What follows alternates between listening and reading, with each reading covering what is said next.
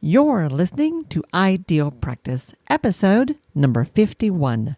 Today, guys, we're going to talk about something that I guarantee most of you never even think about, which is how to get clear on and tap into the power of messaging to beef up your marketing muscle and help you connect with your ideal clients. That's how you grow an ideal practice. You're going to hear a conversation that I had with Barbara Govednik. Barbara is founder of 423 Communication, and she actually left a pretty lucrative job, y'all, in marketing in the corporate world just to work with people like you and me, which is kind of cool. And her story about why is important. We're going to be looking at things like, what do we even mean when we talk about messaging? What does it look like when you get it right? What are some of the more common mistakes that people like you and I tend to make? And how the heck do we figure out what our message is anyway? We're going to talk about that and so much more. So good. So, stay tuned.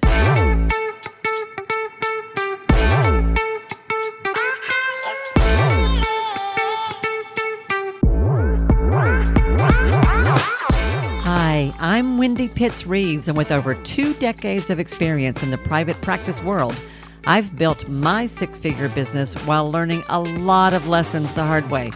This is the first podcast that shows you how to apply the principles of energy, alignment, and strategy to build a practice that is profit-centered, but people-forward. This is the Ideal Practice Podcast. Hey guys, and welcome back. Thank you so much for tuning in to another episode of the Ideal Practice Podcast. This is Wendy, and I love hanging out with you today. This week is kind of a big week in my world, in my business, and I'm so excited. Literally tomorrow, the day after this episode goes live, I am launching. We are having our first gathering of my brand new group coaching mastermind. It's called Evolve, and it is a program I have designed specifically for advanced healers in private practice who are really serious about success and who want to surround themselves with a tribe who thinks like they do, who has a heart like they have, and who will help each other move forward in some pretty dramatic ways. I cannot wait. This is something I've wanted to do literally for years. And it's finally happening. And so that's where I'm focusing on. But today we get to talk with Barbara Govednik. Barbara is founder of 423 Communication.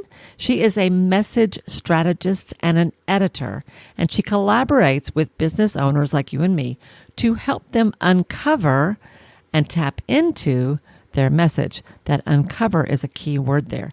Barbara and I actually met in a mastermind ourselves. That's how we got to know each other. I actually ran into her, I think, standing in line to talk to our coach. And I was really impressed with her approach from the very beginning. I'm used to talking with people who are copywriters or who are willing to sort of step in and do the work for you. But that's not really what Barbara does. Barbara believes that the best language for your messaging is going to come from you. She has, in fact, I was looking on her website, y'all, and she doesn't know I'm going to do this, but I want to share the 4 core beliefs that she says power everything at her business. This in itself is messaging. Number 1, words matter, so you need to choose yours wisely. Number 2, clarity is a virtue, and I would add to that, it's something that most of us don't take the time to get. Number 3, content not anchored to outcomes will get lost in the noise. There's a lot in that. Content not anchored to outcomes will get lost in the noise.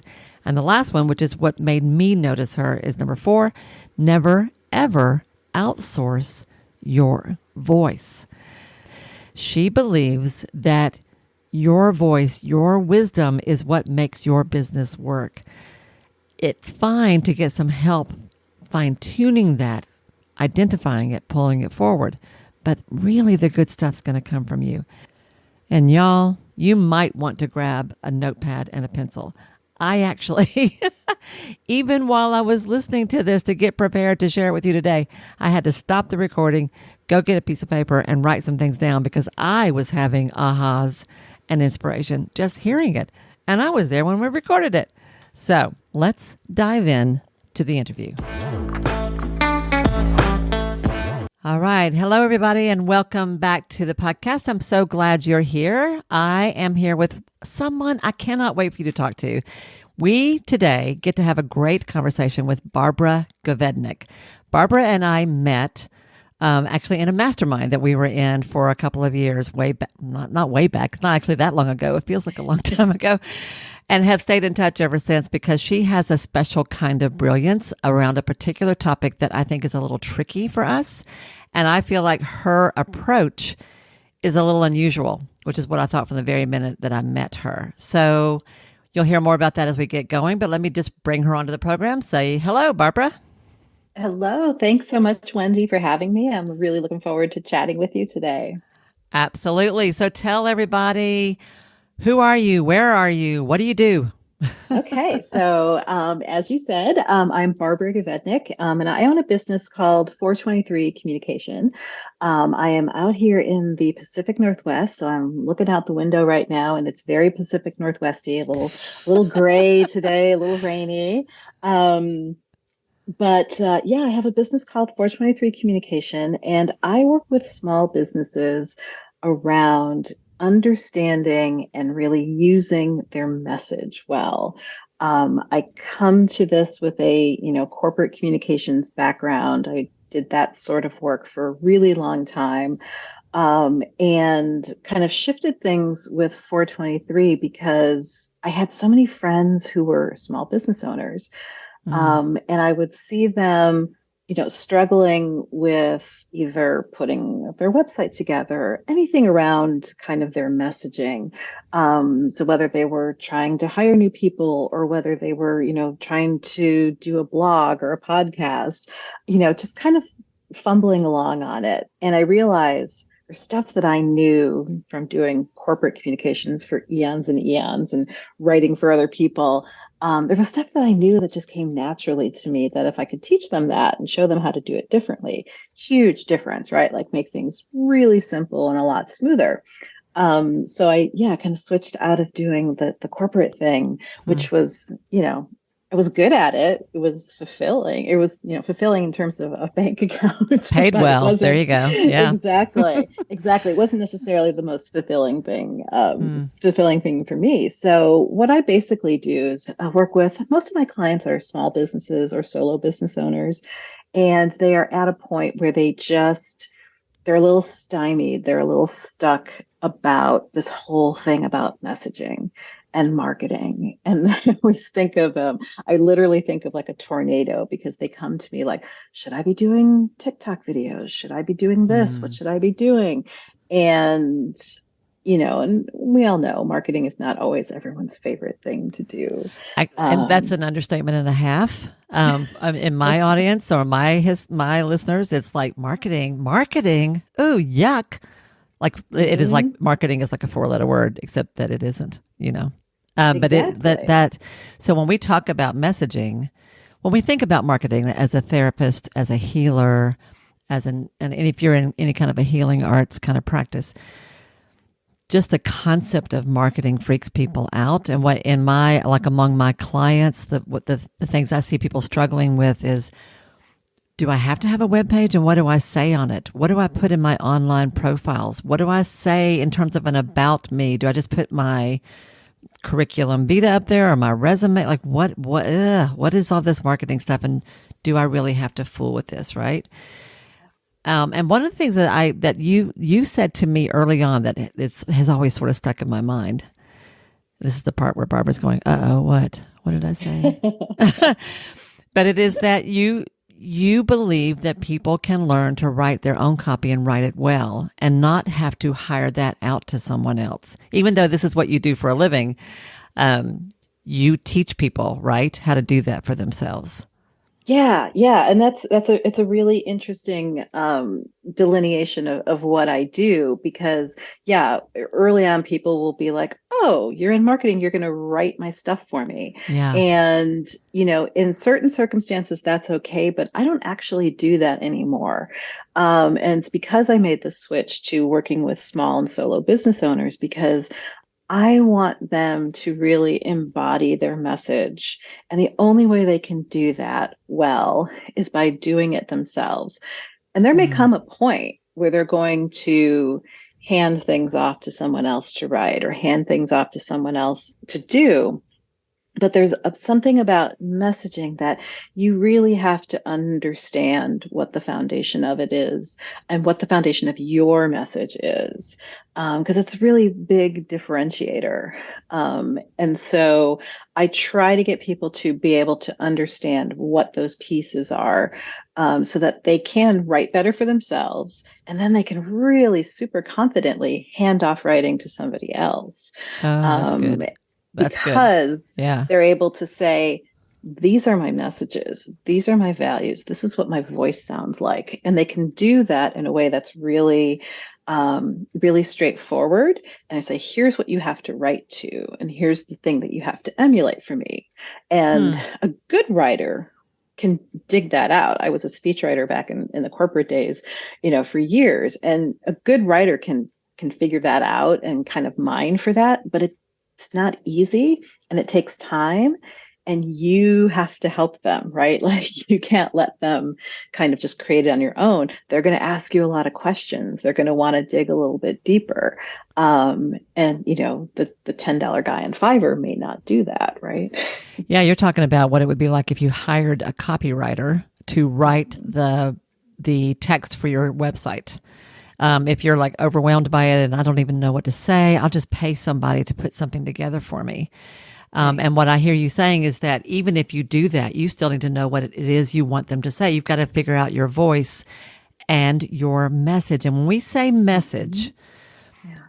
it's like, tell me more. Like, what does that actually mean? I know that it's so much more than just, hi, I'm a therapist and I work with teenagers who are, acting out at school. Like, what does Mhm. it mean Yeah, I when you mean, talk about messaging? yeah. So yeah, a message is really important. And I always think of it kind of in my head, it shows up as like capital M message, right? Like what is Mm, the message of your business?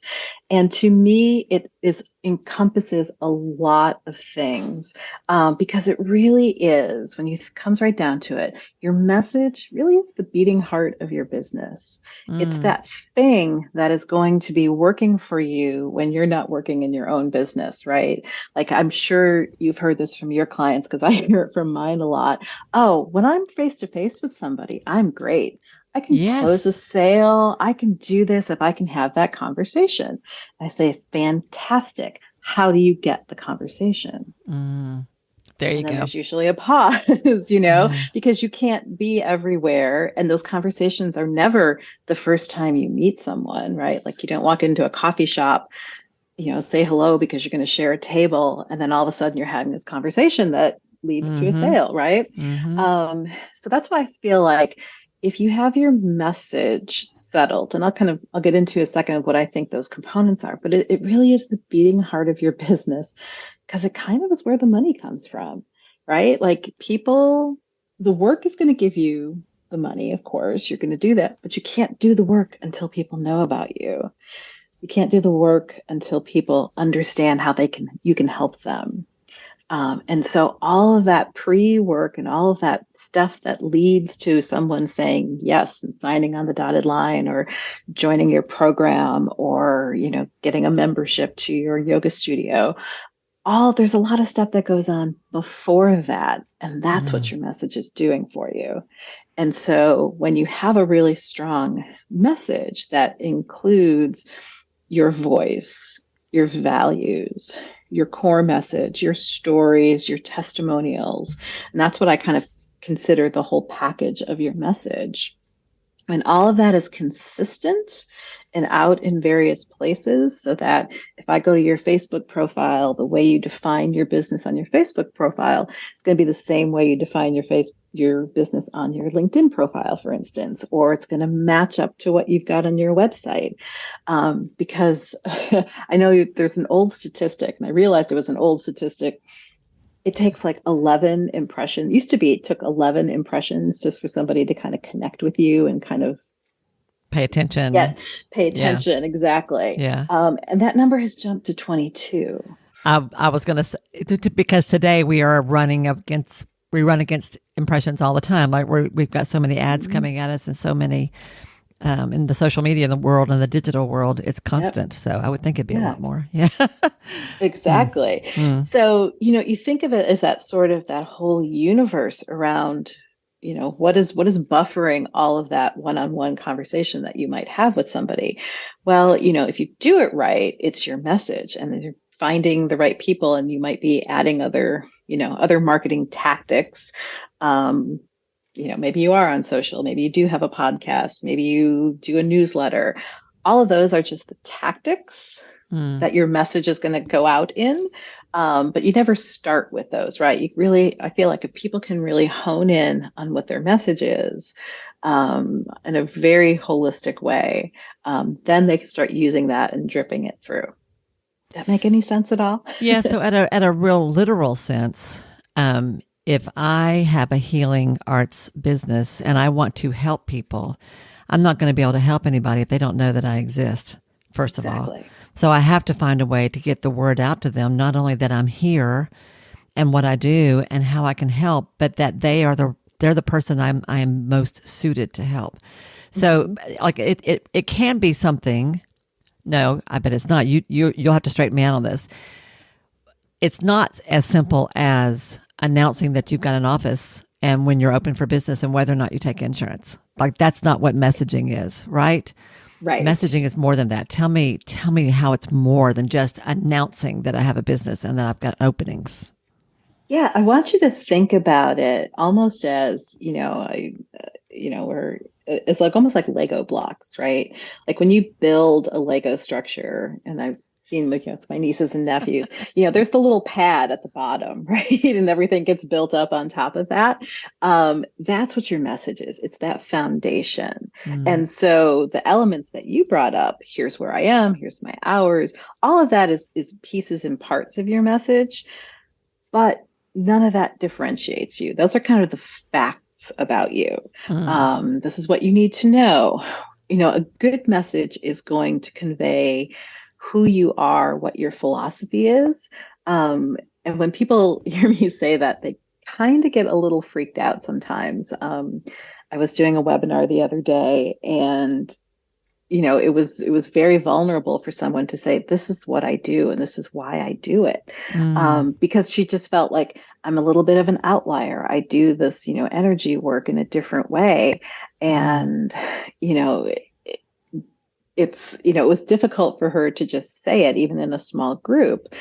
And ultimately, you kind of have to lean into that, right? Because that's the thing that differentiates you. None of us are the only person who does what we do. Right. Well, people think I am. Except for unless you're Barbara. Right. Unless you're me, right? The ultimate, special snowflake here.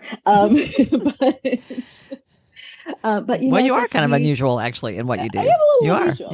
Yeah. But that's the thing, right? It's like, and we get to pick who we want to attract. We probably can do work for anybody anywhere, but is that going to, are we showing up in our highest being if we're doing that? Are we really doing the work to the level that we can if we're doing that? Are we feeling satisfied with it? Are people getting as much out of it if we're just anybody and anyone? Right. That sort of thing. And that's where your message starts to help you lead out as well as pull in. Like one of the most successful things that you can do in any piece of message is really let people see themselves in what you're talking about. And that's, in any format. So if you think of, message again, as this big capital M message, what feeds that is whatever's going out. So it's your web page, or if you have emails, if you're doing ads, whatever it is, you know, in those, you should be able to invoke who you are, why you do what you do, what makes you different, who that person is.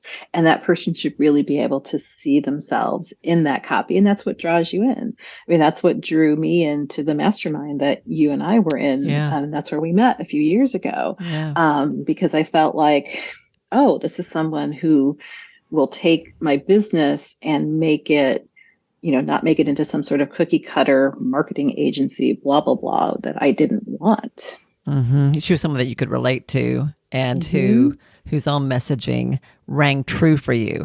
I want to put a pin in something that you just said.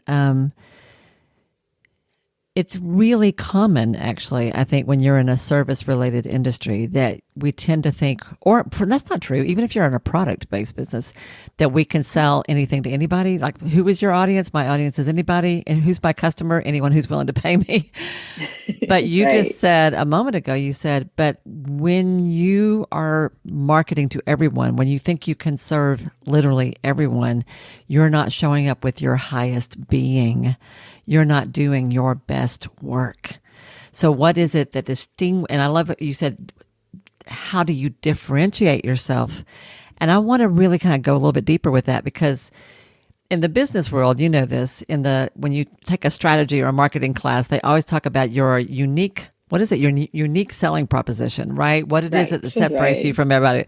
But that is such a dry, soulless way of talking about it. On the other hand, when you said for someone to talk about, here's what I do and why I do it, and it's deeply personal often, I think, especially if you're in the healing world. Like we do this stuff. There's a reason we are called to this work. Right. Yeah. Yeah, absolutely. And I think, and you have to be able to, you have to be able to be comfortable being yourself. And I know that even in the first few years that I made this pivot from corporate communications to much more, granular work with small businesses, I mean, I literally had in the back of my head my old boss from my corporate world going, well, who would do that? Why are you doing that? I mean, his voice was pretty strong. And I, spent some time at the beginning of this transition really having to say, like, okay, Rick, thanks for telling me that. Out of my head, please. Now. You can move along. Yeah, because it's so different. I mean, and you can, and it can feel like, oh my gosh, what if my mother-in-law reads this? What is she going to think? What is, my old boss going to think? What is somebody else going to think? And I think very particular to your audience is, it can be challenging to share what you're able to accomplish for people or how they can do it, because there's, privacy, and you don't want people to see themselves, you don't want a client to see themselves in your content and things like that. So, you have to sometimes mask that kind of stuff, but it's really that idea of, can you show how people will change or what will change for them? And that's, to me, that's the differentiator. And I know we have joked about, sort of the psychology.com, listings and things, and how frequent certain descriptions are. And, and I empathize with that. I don't mean to be derogatory at all. It makes me crazy. I will tell you, it makes me crazy. So y'all, I'm going to own this. When I go through Psych Today and I sort of scroll through the profiles, I swear they all sound alike. And that's how to do messaging wrong. Okay. Right. And I think this is important. I think people trip over. I think we are so other focused. Like in our world, we're all about helping everybody else. And a lot of therapists are nines. And I tend to talk about therapists because I am one and that's where I come from. But y'all know I don't just mean therapists. But we're nines on the Enneagram often. We're all about service, all about focus. Don't worry about me. I don't really count. What about you? And so much of what you're saying is from when the message rings true, there's a personal aspect to it. And and we should probably define that, like what that means, because it doesn't mean to me, if I am in recovery from an addiction and I work with addicts, it doesn't mean I have to talk about the fact that I'm in recovery, but I can speak to recovery and to the impact of addiction in a way that shows that, I mean, it's clear that I know what I'm talking about, right? I can speak to it in a deeper way. Or as one of my former clients who has a real heart for women going through postpartum issues and all things related to childbirth. She had personal experiences that were part of that, and it was really important part of her. It was an important part of her personal experience. And when I got her to start writing about that on her website, her practice took off in a much better way. The clients who came were much more appropriate and the kind of folks she just loved working with, right? Yeah. Right. Yeah. Right. No, it's exactly true. And you can, your story is part of it's part of what you're selling. Why did I start out this saying that I worked in a corporate environment and it was, lucrative, but really boring to me. And I could get so much more out of helping other people, helping small businesses, because I could see the immediate impact and people weren't just going, oh, okay, whatever, write your $1 billion plan and maybe we'll do it, maybe we won't. Right. So one of the things when I work with people and I have a process that I call the word brand experience, which, walks people through getting to this point and getting all these sort of aspects of their message out. But, there's a big piece of it that we work on: origin story. What is your origin story? We love an origin story for, superhero movies. We love those. We want to know what makes people tick. We want to know, why did the Joker become the Joker, right? Love what it. happened? Yeah. Yeah. And so you can, some people call it a bio. But, again, it's sort of like calling it your, unique selling proposition. You kind of, get out what you put in. I like your origin story better. Yeah. And it's like, and sometimes it's as easy as that, but, like this stuff is hard to do. And I understand like why every single, profile might look the same on site today, right? Because it's hard to do. Yeah. Most of us aren't trained in this. We're not meant to go in and sort of mine our depths and our psyche to figure out what makes us different in that way. Right. We, if we have a writing background or communications background, it's probably academic based or maybe corporate based, which is not always the greatest, greatest. Well, it's professional. template. We're all about clients, but but marketing, nobody learns that. We don't learn that at all. Right. Yeah. Right. And, there's all sorts of professional training that you go through. Very little spent on that. And it's hard, right? Like I've been doing this for, let's just call it decades. I don't really want to put an actual number on it, but well, what would you say are some of the most common mistakes that you see small business owners, solopreneurs, what are some of the more common mistakes you see at this level that it's different from the corporate world? What do you see us doing wrong? Mistakes I see doing wrong are kind of jumping into the middle. And by that, I mean saying, okay, great. I'm going to jump onto Instagram and I'm going to have an Instagram profile. And that's where I'm going to get my people. And without stepping back and saying, are my people on Instagram? What am I going to use this for? How is this going to promote my business, me, what I believe in? So that's kind of one of them, that they kind of jump directly to tactics. And I get it, because there's a lot of information out there about it.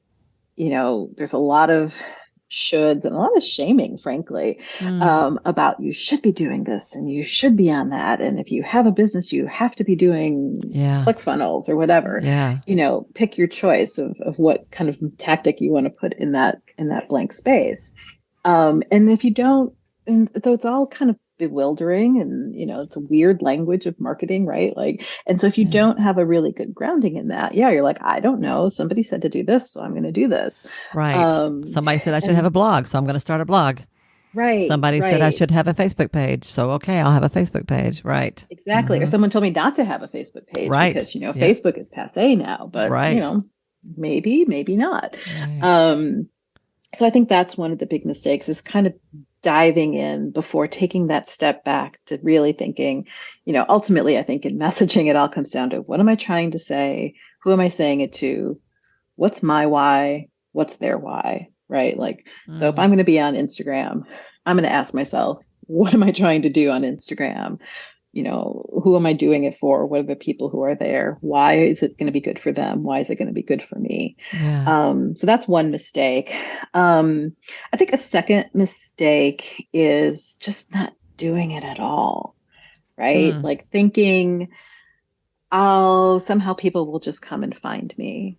And, certainly I'm sure, we've talked about your audiences and how there are people who are just, mental health is a big issue these days. And so Right. people are getting flooded with potentially new clients, which is fabulous. But again, it's like, are they the right clients? Are they the right people?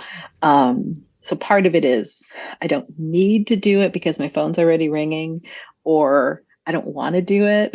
So I'm not Yeah. going to do it and people will somehow magically find me. Yeah. That's a mistake that people make.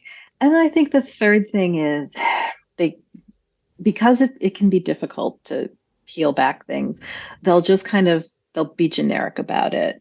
And so they'll kind of settle for content and messaging that isn't very specific to them, that could be cut and paste from anybody's site onto somebody else's site and doesn't do that extra work to differentiate them. This is the Um, stuff that makes me so nuts because, which is why I wanted to have this conversation. I wanted to talk to you yeah, because what I see all the time is people using really beautiful, poetic language that means nothing.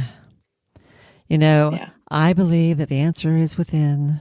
You are you have all the answers, and my job is to help you uncover. Yes, yes, yes, yes, yes. I know, but how are you going to make me feel better, or how are you going to make my marriage work better, or can you help me rein in my 16-year-old? Like, what are you going to actually do for me, or right, how is this going to actually work? And right. why in the world should I come to you versus 10 of the other people who sound exactly like you? Exactly. Yeah. Exactly. It's like if I'm looking at and I literally was kind of, I was going through one of those sites and I was kind of like, okay, who's in my area? And, I need a little help on a few issues that I've got going on in my family. And, and if I pulled out five of them, I'm like, am I just going to throw a pin at these or, Right. what's going to Right. make me pick?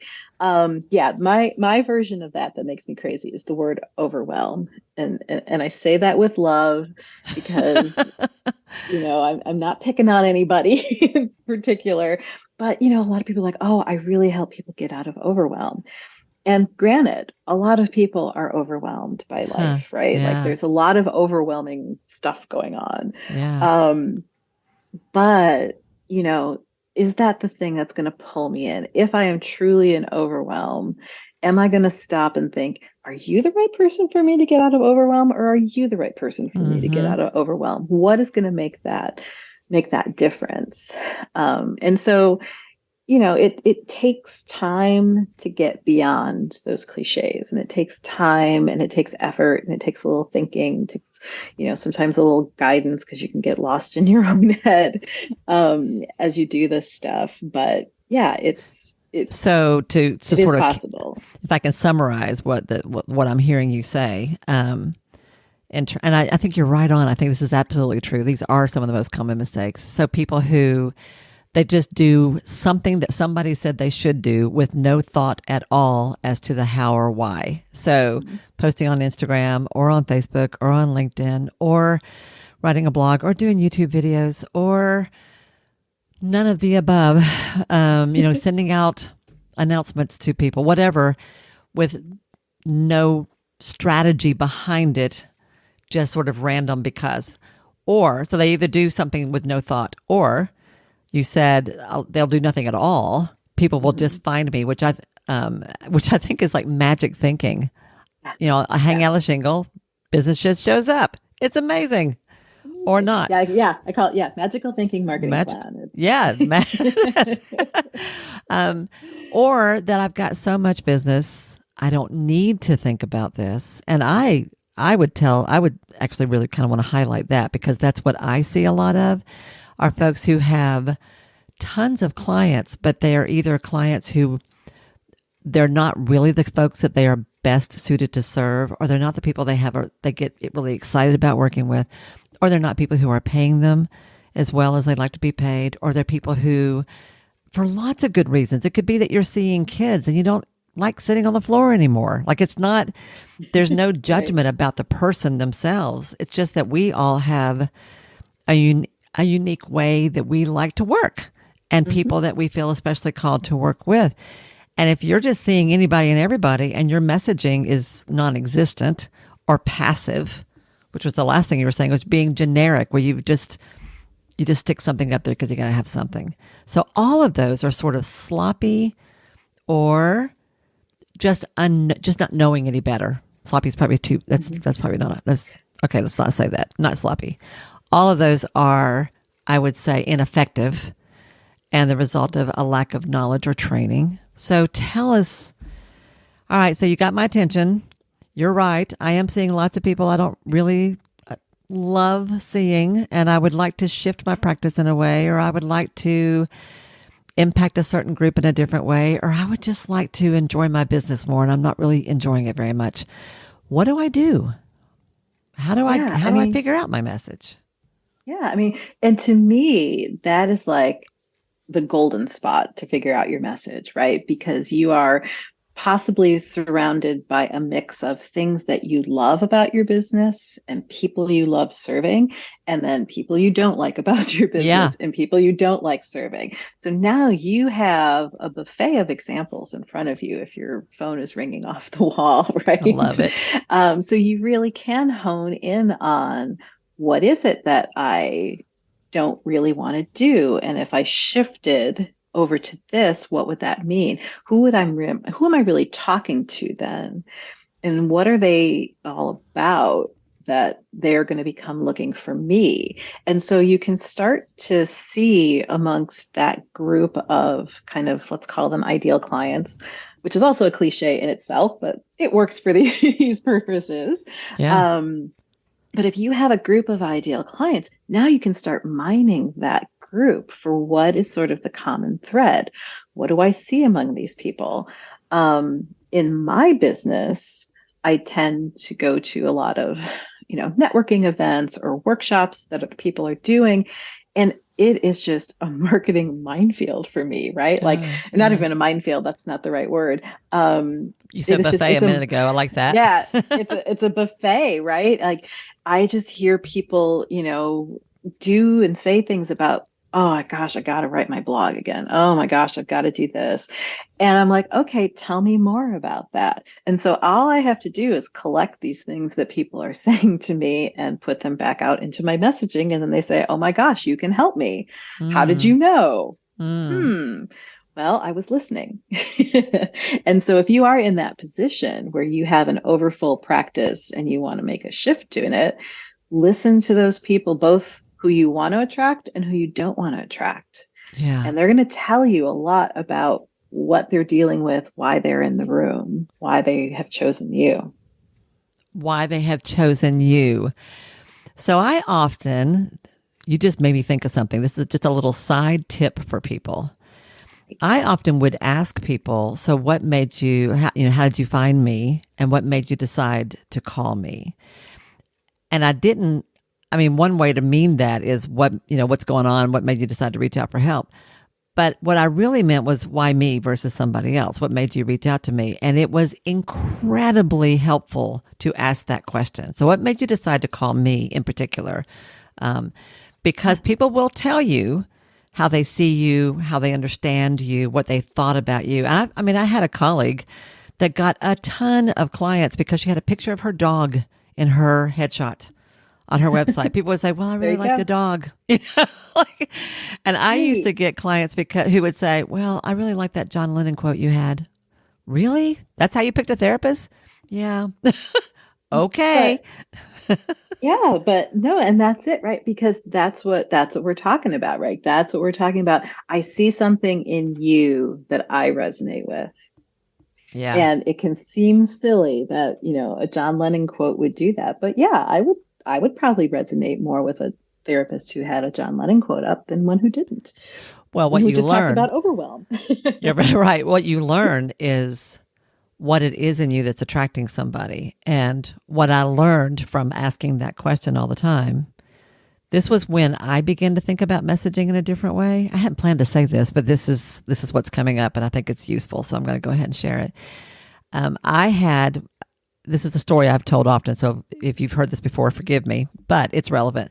I had a colleague of mine one time who referred somebody to me, a woman that she was seeing, and said, I'm going to send so-and-so, I'm going to ask so-and-so to come and see you. I really think you're what she needs. And I said, why? Okay.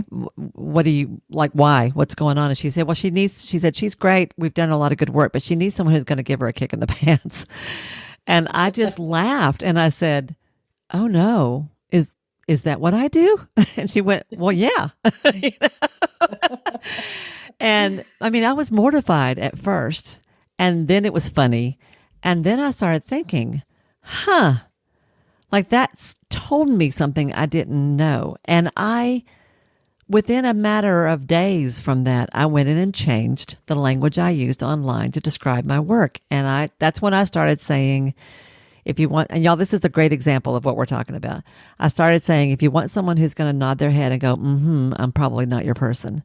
But if you want someone who's going to tell you what they really think and who's going to shoot straight with you, which doesn't mean I have all the answers, but I will tell you what I think, then, we should have a conversation. And my referral base changed dramatically. I suddenly started getting calls from people who were like, I really liked that you said that. That's exactly what I want. Thank heavens that there's somebody like that out there. And it made the work so much easier because I was getting people who were a natural fit for my style. That's what good messaging will do for you. Absolutely. Bingo. Absolutely. There you go. Yeah. That is it. I mean, and that's it. And it's you being willing to be true about who you are and what you do. And it's you being willing to put it out there and to make it part of your website. And I'm sure then it, folds into other places, that you are not someone who's going to passively listen. You are going to provide challenge when challenge is needed. And again, that it's going to do two things for you, right? Like if I'm somebody who really wants that head nodder, then I'm like, oh, Wendy's not going to that one. Me. She sounds scary. Yeah. She's scary. I don't think I want that. And that's perfectly fine, right? Mm-hmm. Like we have to get comfortable with the fact that not everybody's going to like us and not everybody's going to want to work with us. You said good messaging weeds out as well as it pulls in. Mm-hmm. Yeah. Yeah. Yep. And, and again, you had the good fortune of having someone say that to you, that this is how I see you, because, and that's a fair thing. I do sometimes what I call these 3-question interviews with some of my private clients, where I will do just like a really quick call with some of their clients and ask 3 really simple, really specific questions, because they'll tell me something about working with that person that they may not tell to that person directly, or if that person was asking. I think if you were my client, Wendy, and I said, oh, what do you think about the way I do XYZ? You would probably package it in a way. If you told that to a third party, someone who kind of just said, hey, I'm working on behalf of, Wendy, and I would like to know X, Y, and Z. Mm-hmm. You get kind of a more interesting and a deeper answer that more can really honest help answer, with that positioning and that messaging and stuff like that. Yeah. Yeah. So do you have a particular process that you walk people through about how to sort of sort all this out? Yeah. Do you want to say something about that? Yeah, sure. So, I have what I've developed over the years, what I call my word brand process, because I really think that this messaging piece, it's a great analogy to, like, if you worked with a designer and they were picking out your colors and your fonts and the imagery that you're going to have on your website, say, and they're going to give you this brand board, right? That says, these are your colors and these are your this. And I'd like to take the same approach with everything you say and write about your business. So I'm going to look at, like, what does that brand voice look like? So I walk people through. Right now, I've got it as a group program, because it's I feel it's less scary for most Yeah. people because then they start to say, oh, right, I'm not the only one in this boat. Not Yeah. everybody knows how to do this. I thought everybody did. And, collective energy and collective thinking can get really great creative results. So yeah, we kind of just walk through, a bunch of different elements that are going to feed into a message. So it's like, what are your values? Like, let's work on that. What is your origin story, as we've talked about? Let's work on that and let's develop that. Sort of at the core of it, what is your core message? What is the thing that you say about your business? How do you define your brand voice? And this is something that really comes in handy if you've got more than one person within a practice. Mm. If you've got, if you want to outsource things, Mm-hmm. and we just literally do an inventory about. I'm a pretty casual speaker, so my personal one for 423 is, yeah, I'm pretty casual. I am not totally, slangy, completely, no punctuation or anything like that. Right. But in the whole continuum, I'm going to be a little bit more casual, a lot more conversational than I am going to be formal. Yeah, I'm going to swear a little bit. I'm not going to swear a lot, but a little swearing is going to be okay, right? And I'm going to, there's all these elements that we kind of think about of what is that voice that's actually coming out. What are all your supporting stories? What are the stories you tell about the things you do? And we just sat here today and we've been telling stories, right? Like we've been illustrating Yeah. some of the stuff we're working on by telling stories. So what are your go-to stories? Like, can we sort of capture them enough so that we know when to plug them into things? And then really defining who your people are. And there's lots of stuff out there. You There's mean your lots of clients, your ways. Your customers. clients, yeah. Like, who are the people you're talking to? Who are you trying to attract? Thanks for that qualification. Mm-hmm. And what's really driving them. And we tend to do a little Mad Libs around that, where we talk about, like, ask some questions about them. What are they truly worried about? Their secret desire is blank, but they're not really telling anybody about that. And so really just kind of thinking about who that person is. And even though we all have different versions of an ideal client, like there's never only one person. When people get stuck when they're writing for their business, I actually usually say, think about that person, write to that person. Yeah. And it's Like it's this, literally imagine them in your mind that you're yeah, speaking to them. yeah, Yeah. One yeah. person. Like Mm-hmm. put their picture on your desk, Yeah. so if it's, my client Joe, I'm making somebody up. I want to think about him and I want to think about that I'm talking to him. Mm-hmm. And because I know what he's about, I know why he's doing what he's doing, and so I know what he needs from me, and I'm going to write to him, So and tell it really me, can make a difference. I want to, the writing to one person, I do want to kind of highlight that because Mhm. there's two ways you can do that. I've seen it done where you basically go through an exercise to sort of figure out what the qualities and characteristics are of the person that you are most suited to serve, the person you love working with Mhm. the most, and you create ICA, an ideal client avatar, which is like an Mhm. amalgam, it's like a symbol. Yeah. And to really take that to the nth degree, you give that person a name and a description, and so you sort of create this character. But another way to do it, a simpler way to do it, which is what I kind of think you're doing, is to just think about your very favorite client. Like, who is the person that you've worked with that you adored, that you would have seen for nothing if you could have, that you would have been Mhm. friends if you could have seen them outside Yeah. of your work. And think about him or her when you're writing. What do they need to hear? What do you know about them that they need to know you get? Mhm. What is it about you that you bring to the table that they would Yeah. resonate with? Like, really, really talk to them. But when you've got a group practice, how do you Mhm. do this for a group? Because I was just thinking there's two different kind of groups that you see a lot of in the healing arts world. One is very common, a large group practice with lots of practitioners and providers who basically do everything, big, Mhm. just a big mess of folks. Or a group practice with a lot of people who do one particular thing. So, for example, in Knoxville, which is the closest quote, big city, unquote, to me, there is one practice that is really well known that has relatively new. They've only been around for a couple of years now, or maybe 2 or 3 years. But their whole thing is about serving men, especially for counseling, which is the first time I've seen anyone do that. And they are taking off. And then there's another group practice that I know of that their whole work is working with couples, period. Nothing else. They don't see kids. They don't work with families. They don't work with no individual work, purely couples. Those are two completely separate practices. Every time I think about a couple or a guy who needs something in particular, those are the first people I think of. So there's topic specific or population specific. I can kind of see how you could market that one. But what about the group practices where you've got 10 providers and all 10 people do something different? How would you apply this there? Well, I think one of the ways to look at it is that you are going to have a slightly different shape of message, because there's going to be an overarching message for the practice. And I'll use one of my clients as an example. I have a client that does high-end luxury travel to the South Pacific.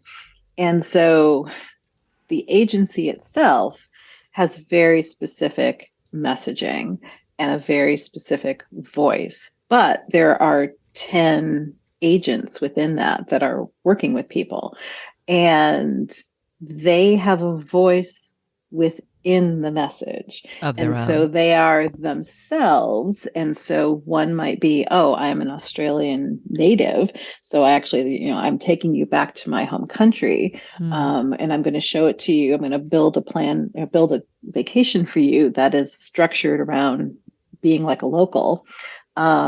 I have, versus somebody else who, I've done this kind of planning for 1,000 years or whatever it might be. Right. So there's an overarching piece of it, like this, the message of this practice is whatever it is. And then the practitioners within it, kind of roll up into that. Yes, I believe all this stuff as in terms of why I'm here under this umbrella.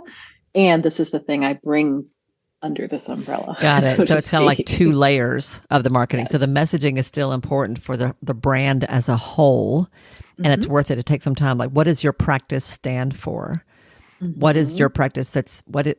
And it's a little tricky. It's harder to come up with in those cases, but it is doable. And then your individuals, like you still within the whatever marketing you've got, like if they've got their own individual page inside your website, or if they're doing any of their own individual outreach of their own, they would have their own messaging about what, if I'm going to pick somebody inside your organization, this is how I would know who to pick. Okay, that makes a lot of sense. Right, yeah. Right. And they're going to also, and then it becomes incumbent upon them too, that not only are they, marketing themselves, but they are marketing themselves as part of this bigger entity, and whatever that might mean. So it could be that, I'd work in this capacity, and then sometimes we reach a point where, I put you over to one of my colleagues because you have to involve other people, or it becomes a couples issue more than the individual issue. Right.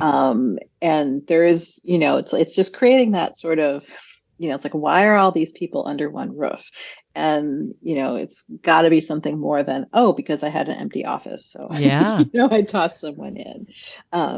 Can you hope roll up into like, this is the big, the big sort of overarching thing. And that was like from the client I mentioned too, like that was kind of the thing. It's like, some of the people who came in as travel agents under this umbrella, had a little bit, too much kind of sense of, I really want to do this, or I'm going to send somebody over here. And it was like, this is an organization that really focuses on these areas of the world. And we have really strong contacts in these areas of the world. And the parts of the world that you're looking at, we don't have that built up. So that's going to impact our image and our reputation as deep experts with really strong connections. So if they were known for Southeast Asia, they're not going to necessarily be setting up a trip to France, because that's not what their point is, right? That's yeah. So I'm thinking about when I was developing my group practice, which I ran for 25 years. I knew nothing about marketing or branding. And there were a lot of things that I did just sort of instinctively that kind of evolved over time. But one of the things that we became, two things we became known for that I would say would be part of our message, even though I wasn't thinking of it that way at the time. We became known for the fact that we would help people find what they needed, even if we couldn't be the one to deliver it. So we got a reputation in town. If you need help, call this practice, because one way or another, they'll figure something out. And we would either help them ourselves, or we would come up with 2 or 3 resources, or we would make calls for them, or we would do research for them, but we would do whatever we could to try to give them something. And we got a reputation for being a place that clearly cared about the client. It wasn't just quote about the money. It wasn't at all about the money. Sometimes it probably should have been more about the money, honestly.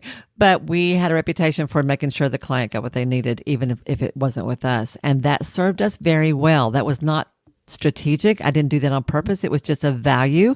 And you mentioned values as being one of the things to think about. But that served us extremely well. The other thing, we were really picky about who we invited to join us. It wasn't just because you had an office space that somebody could rent. Like, it was an honor to get to join my practice. And I say that with all humility. It wasn't because of me.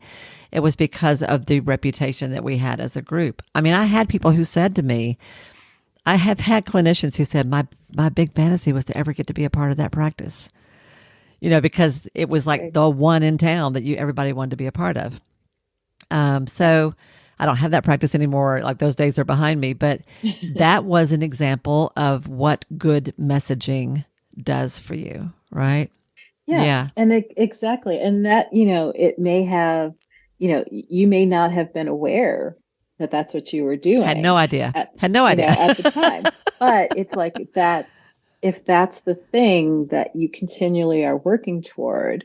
And that's why I think messaging is really interesting, because when you sit down with a blank piece of paper or a blank screen, holy moly, like, is that intimidating or what? You're like, but if you really stop and you think and you ask yourself some questions and you let yourself dive a little deeper into those questions, it's there. Like I was talking with a group yesterday, and, someone in the group said, well, here's what I do, but I don't say that. And, and again, she was kind of intimidated by it, or felt a little, not intimidated, but she felt a little vulnerable to just put it out there. And it's like, but, there are people who need to hear that. That's the gold. People who want that. So let's not, pretty it up or make it sound cutesy or whatever it might be. That's it. And so sometimes it's just really kind of getting out of your own way and sitting back and thinking, what is my message? I think I would say, if you're just real with people, if you're just real, like if you're as real on paper and on your website and on your Instagram profile as you are when you're talking to people, and don't try to be something that you're not, but also don't hide what you really are. I think that's the thing. You said you were talking about, when we were talking about, like, so what are the things we should be doing? You were talking about identifying kind of like what's the common thread of the people you most like to work with, and then diving into those people and noticing the words that they say. You said listen to the words that they say, and then repeat those words like, literally, y'all. You can go through your notes from a session and pull out phrases that your ideal clients have used and use that in your copy and how you talk about what you do. Ask them, we talked about asking them why they chose you, about being real about who you are, and about your style, because all of those are the things that make you a unique human being. And people, I'll add one little thing and then we'll start to pull this together. One of the mistakes that I see people using, and I want to see what you say about this, is when they talk about what they do and why they do it, they talk about their techniques. I use EMDR. I use deep tissue massage. I use hypnosis. I use this technique, that technique, whatever. That's not what you mean when you say what you do, is it? I mean, it's a little more, it's not, but it kind of is in this context, right? Okay. Because you may have people who are looking specifically for those things, Okay. right? Like you may have someone seeking a therapist, a partner, someone who has experience in that particular modality, right? Mm-hmm. So, Mm-hmm. but it's not the core of what it is. Mm-hmm. And so again, some of those things might be woven in and you work into it because again, that's going to help somebody see themselves. Yeah. Yes, I want cognitive behavior therapy or Yep. whatever. I don't have a pile of examples to People will throw say out from that there, they will call but looking for that. Yep. yeah, but Yeah. so in a way, those specific things again are going to slot people into the right spots and make me say, oh yeah, you, not her, or Mm-hmm. you, not him. Mm-hmm. But it's bigger than that. And it really is like, what is your approach to using those? And what is your overall approach? These are all these, the tools that you sort of pull out for things.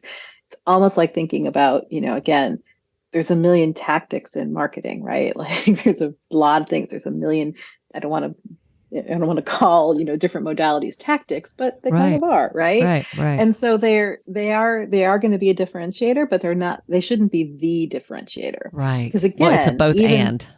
yeah, Yeah. Yeah. because again, even if you do say, yeah, I work in this modality, well, again, you're not the only one who does. And Mm-hmm. so what do you bring to that? How do you approach it? What is someone going to expect from that?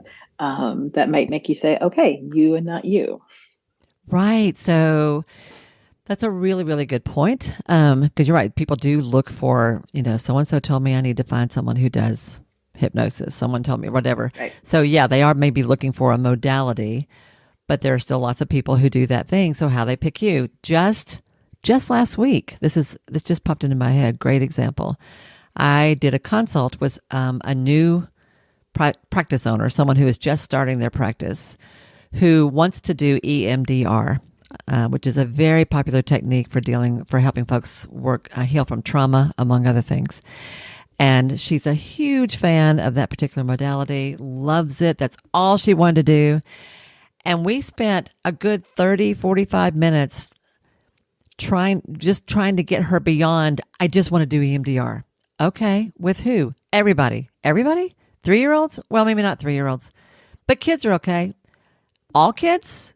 Are you going to talk to their parents? No, I don't want to do the parents. Okay, well then that's not kids. Right? So, like we spent some time because she had a very specific skill that she genuinely loved doing and had enough experience in it to see the difference it could make. And she really wanted to build a practice around that skill, which is totally doable. And I think is a pretty good move business wise. Yeah. However, if you just serve everybody, you're not really serving anybody. And why would I pick you over anyone else? Where we landed, it took me a while to get there. But when I started saying, well, what's important to you? What issues matter to you? Which clients kind of stand out to you? Which situations tug on your heart more? What are the things that you find yourself that you can really relate to more? Do you know where we landed after a whole lot of talking around? We landed on people who have lost pets. Okay.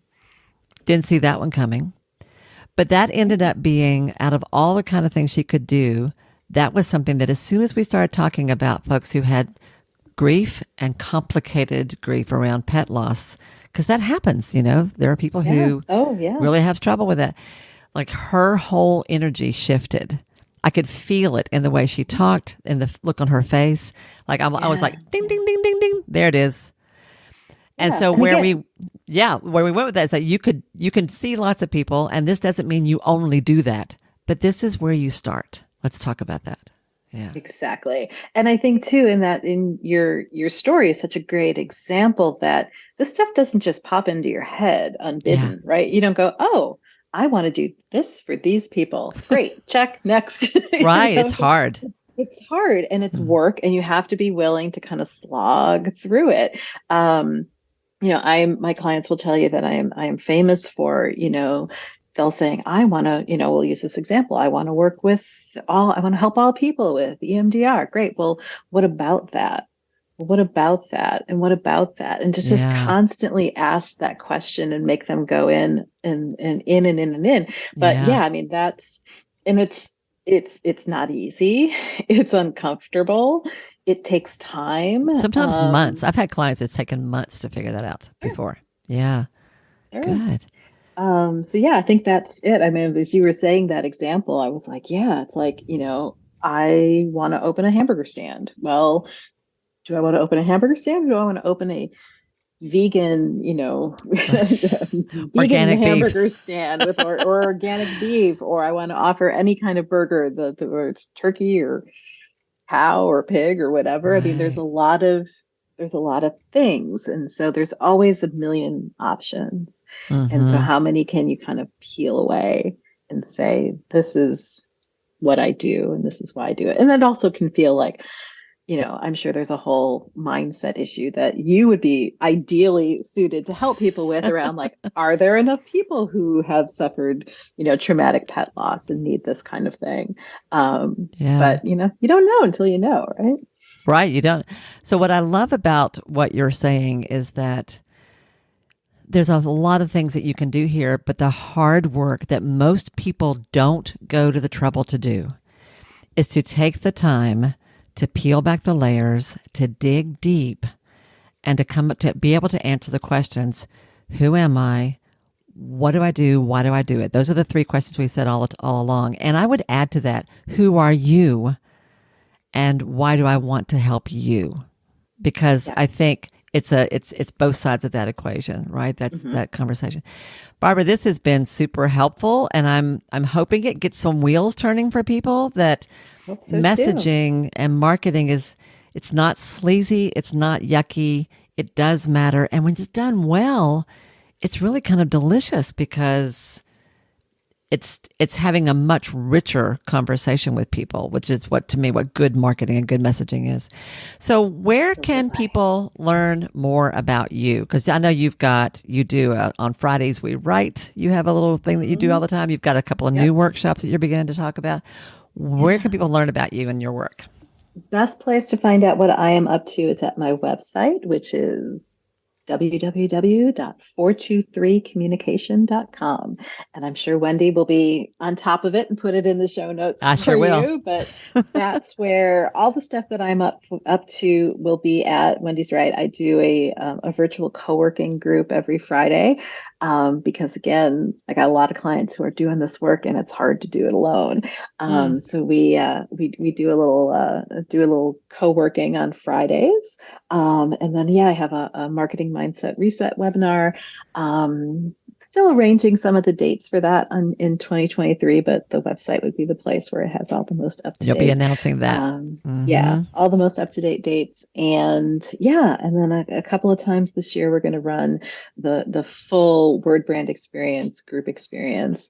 And again, those starting dates will be on the website. So if this has piqued your interest and you're like, all right, I'm kind of curious. Maybe this is something I need to take a closer look at. Maybe I need to learn this stuff, but oh my gosh, where do I even start? I really encourage you to look Barbara up. Go find her website. I will link it below. When she says 423, it's the number 4, the number 2, the number 3. They're not written out, but I'll have that link down below. I encourage you to follow her, reach out to her, consider joining some of her workshops because she has a way of breaking this down to make it really simple and doable. And when you're in a room with other entrepreneurs who are also going, it's very helpful. It's really, really good. So, Yeah, I don't want to be, say misery loves company because it's not misery, but there's a level of that. creativity loves company. That's Yes, what it is. yes, Yeah. yes. So, Barbara, before we let this go for good, or before we close this conversation out, we may have others. You never know. What is there anything that we haven't covered, or is there anything else that you want to add that you feel like will make this conversation complete? Yeah, I mean, I think that I think a lot of bits about messaging and really being crystal clear on that. You know more than you think you know. You know more about who you are and what you do and why you do it and what your differentiators are. You just have to get into that space of thinking about it or ask yourself some different questions. But it's nothing that you're creating out of whole cloth, right? It's all already there. Ah, I love that. Like as you're saying that, I can like feel it in my heart where I want to go, yes, listen to her. This isn't rocket science. It really is just being real about who you are. And who you are is awesome, people. My friend, you who are listening to this conversation, you are awesome. And I encourage you to own that. Don't be afraid to let that show because your clients need to hear that from you. I can start preaching. I can feel it coming. All right. With that, we'll stop for now. There'll be lots more, I'm sure. Thank you, everybody, for being here today. This has been a great conversation. I hope it's got the wheels turning. If you need some help, I've told you where to go. You know what to do. Of course, I'm always here to reach out to me as well. But Barbara's the expert in this. So thank you, everyone. Have a great week, and I will see you next time. Bye now. Hey guys, real quick, I've got a question for you. How would you like a chance to get a little free coaching? A live on the spot bit of help from me in real time where you and I take a shot at solving a specific problem, finding a solution, answering a key question about your practice. Would you like that? If that sounds good to you, then I'd like to invite you to be my guest for a special segment here on Ideal Practice. It's called Coaching Over Coffee, and here's how it works. From time to time, I would love to invite one of you, our listeners, to be on the program here with me. You'll have a chance to share a particular issue from your practice that you want to get some help with, and I'll coach you through that. To be selected, all you have to do is fill out a pretty simple application. Honestly, it shouldn't take you more than 5 to 7 minutes to do. As applications come in, I will select those that I think work best for the podcast, those that I feel confident I can help with, and those that everybody can learn from in some way. And don't worry, we don't do this live on the air, so there's nothing to be nervous about. Well, not too much. You and I will meet for a coaching session on Zoom, just like I do with my regular clients. Hopefully, you will feel like you've gotten some real value. And later, I will share our work on the podcast. I'll even make a copy of the original audio so that you have a recording that you can keep for yourself. How's that? So what do you think? Could you use a little help? Wouldn't it be cool to share your question so that others can benefit from it too? Because you know, whatever the question is or the problem is that you're having, a whole lot of other people out there have the same question and the same problem. So if you're interested and this sounds really awesome to you, then I invite you to submit your application. You will find a link to it in the show notes below. And who knows, maybe you and I will be doing a little coaching over coffee soon.